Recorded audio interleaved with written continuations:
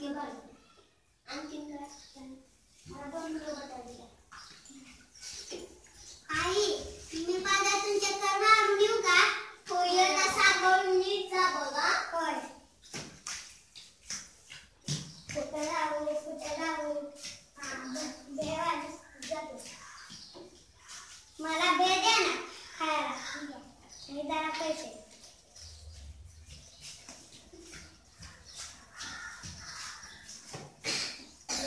मिठाई मला 2 किलो मिठाई द्या.